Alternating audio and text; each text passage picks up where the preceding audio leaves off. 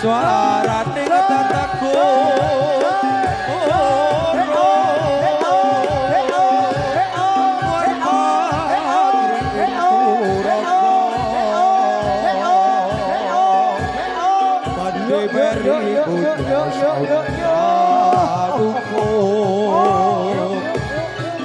Praceno mangkate ngebrat Gembira tiase ngebracure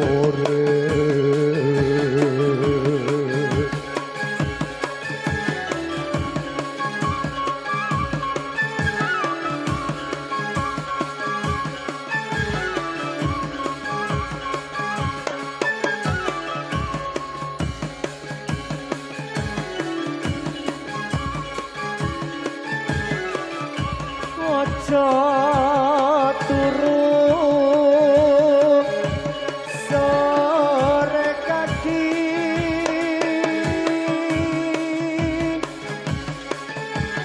ana dewa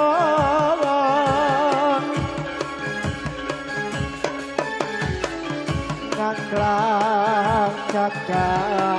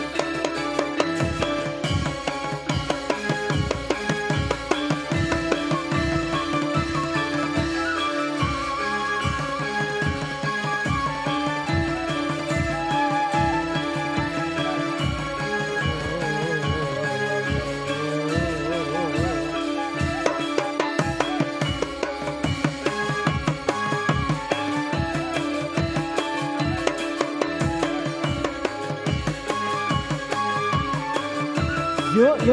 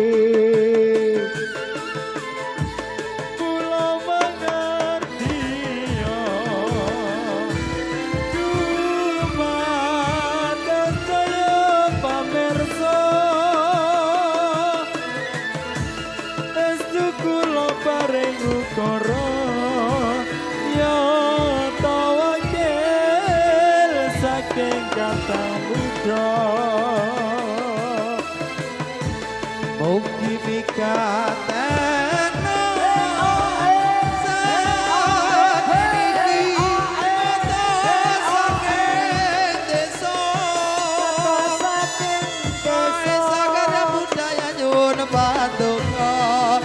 Anggene rembaka ngantos salaminyo ana pamuji mareng ngersane Gusti mugi seni kula niki saged rembaka ngantos salami-lami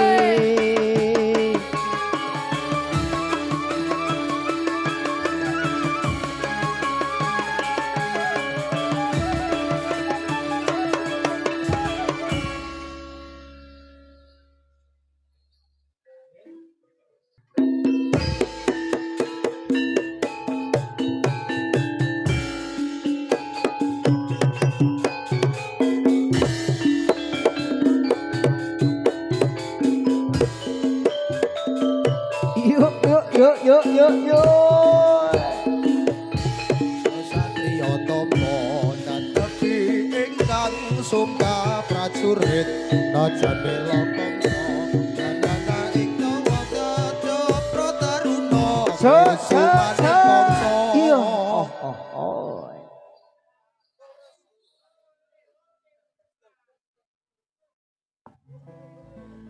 Atur sugeng dumateng kang sanyodatung Amrit sandi badan kula wujud jambang malang-malang sampun ngantos samya jingkrang mangke mundhak masangan atur kula dumateng kang so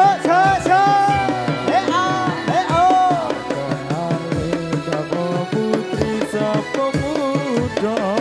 sedaya yen wonten lepat kawula nyuwun gune pangaksana kula niki topeng ireng dusun matono dereng saged totolan uton negara sanjata saged lunga sapa ngupatos upajiwa Milanipun sedaya kasamya bisa sampun kantos sami ngala mereka kula ajan kula rupala nanging tasih kacanira najan nala rupa kula ametehi nanging tasih golongane santri sayekti sawet sambiang lepai kesenian warna-warni milanipun sataya kang samya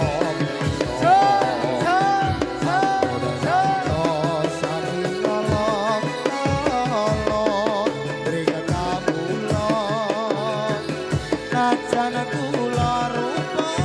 ala nanging tasih kancanira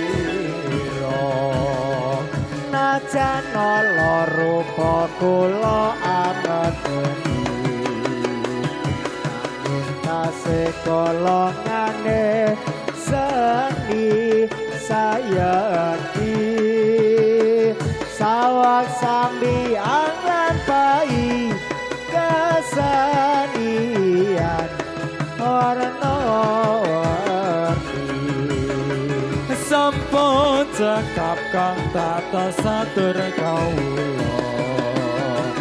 mugi samya sakecak noleng keira sedaya sinabi preksa kawula kang rupane boten apa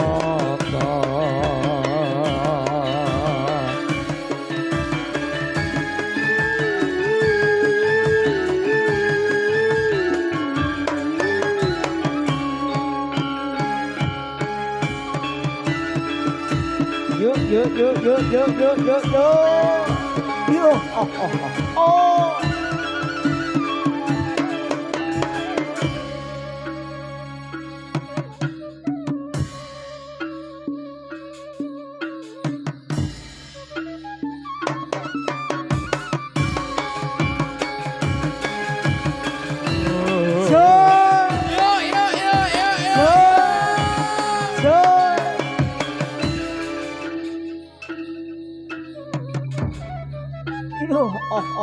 Oh,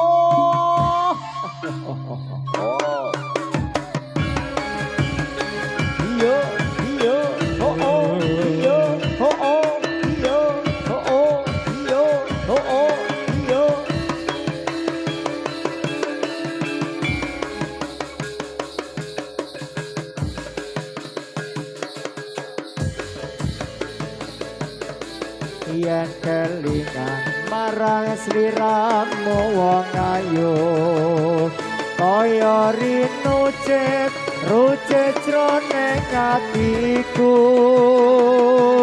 zaman biyen aku katon nopo saiki aku iki katon nopo Semono sliramu nyate prasetyo bunga susah dilakoni kanthi lilo mula kurang ngira yen sliramu citra ninggal kromo bila karo priya liya Ong janjane iki mau salah sapa kok nganti sliramu megatake tresno ora ono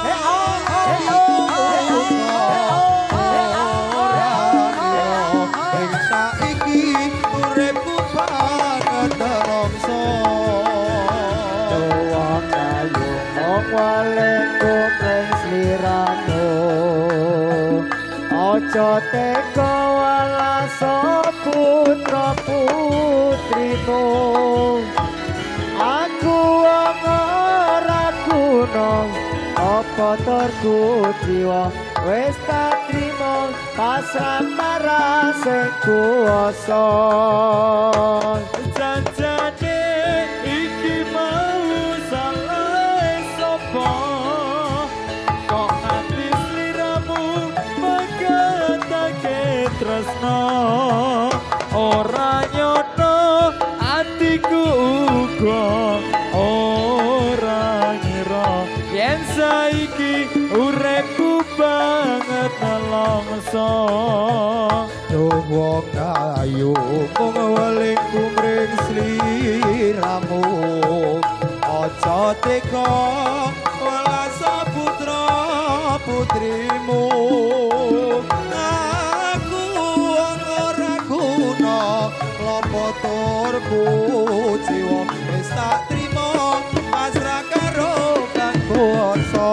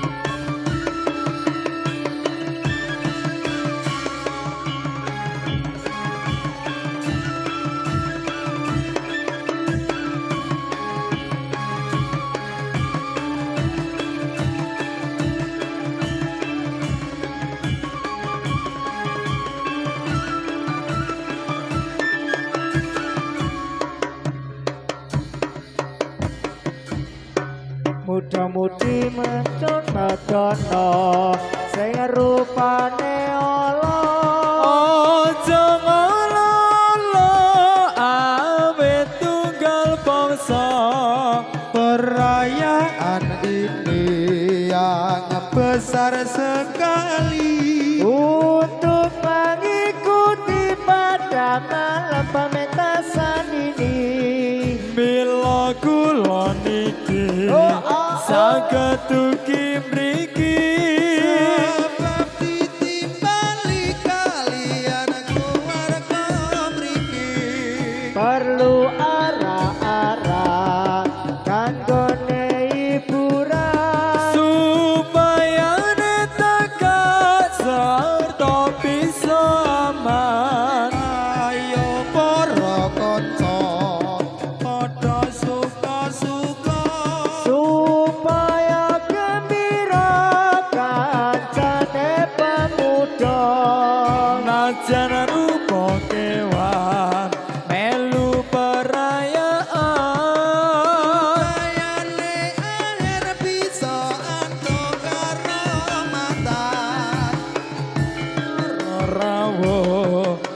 kakung saha putri Karasa bersani rupa kula mateni Katos santun cekap lagu-lagu kula pemenawi lapan nyuwun kunging pangaksama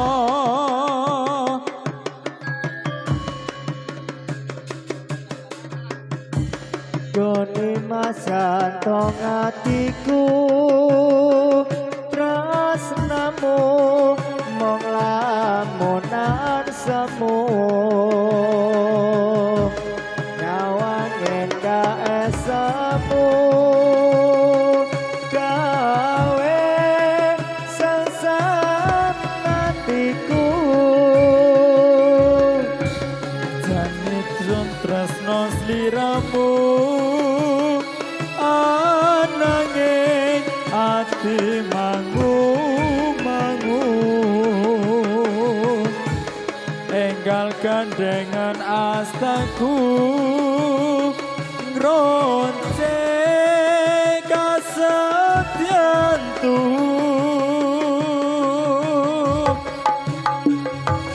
Doni masiro kasonan tepi apane kedaton naki enggal son gedeng astamu son piniji katyo sisir ragaku Masun aku janjimu Koyong aku ning kedaton atimu Ajaloku ojo citro ing janji Mung karo aku nganti tekan ning pati jane son tresno sliramu ananging ati mangu enggal gandengan astamu ronce kasetyantu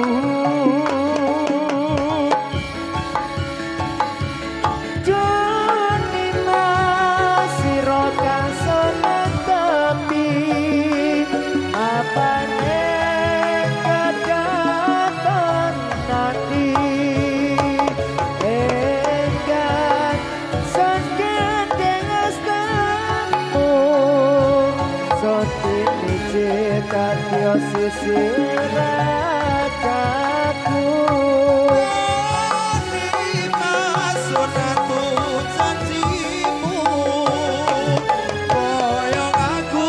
ning kedaton atimu panjalku aja citra janji mung karo aku nganti tekaning pati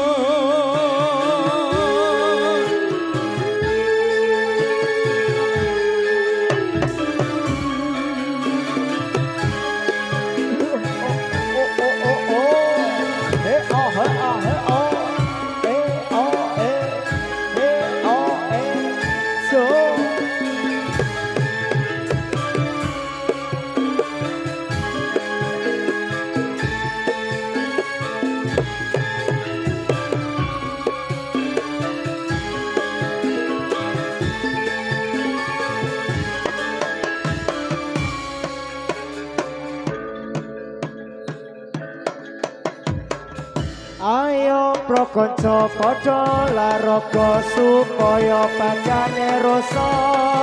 sinambi maca era-era kawula agama. Ayo bro sedulur Islam sedaya bebarengan ngormatono. Mari mek rote Nabi junjungan kita Nabi Muhammad kamulya.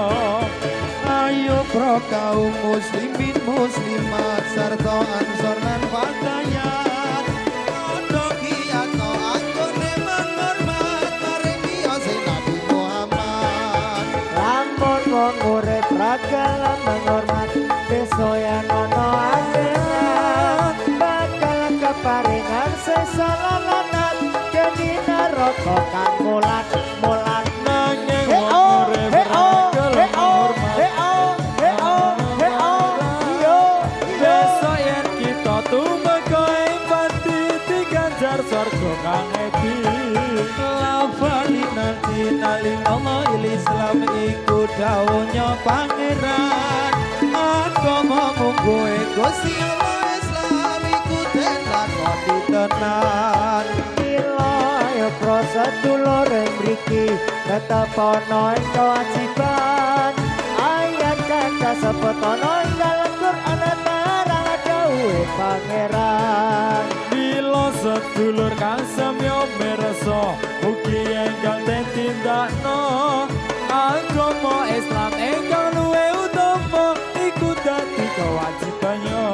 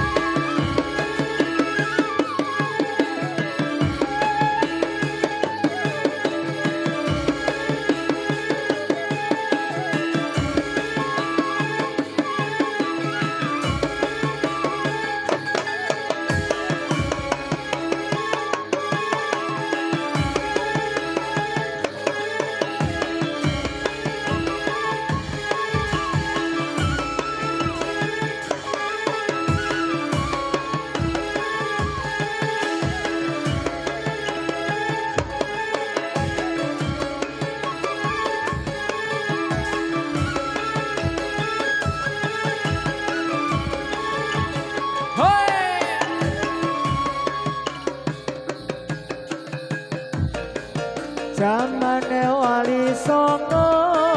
nyebarke agama Islam kang mulya iku direwangi nganggo rekoso lewat seni lan budaya nyebarke agama supaya kita bisa tetap eling waspada. Wajib dilakoni tuntunan agama lima sada sholat zakat poso kaji lamun puasa. Wajib dilakoni tuntunan agama lima sada sholat zakat poso kaji lamun puasa.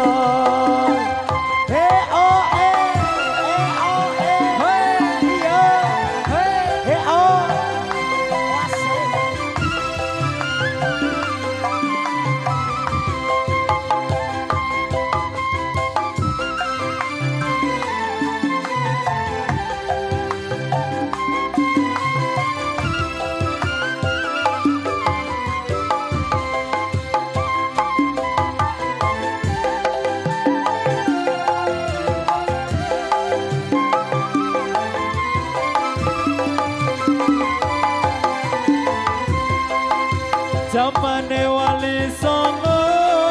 ngambarne agama Islam ingkang mulya kabare tanah Jawa lewat seni lan budaya ana ing tanah Jawa supaya urip mulya elingan kang maha kuwasa.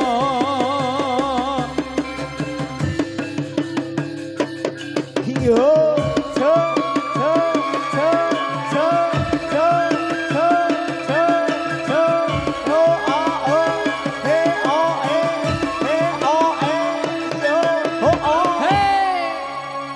Aisa Karya Bu.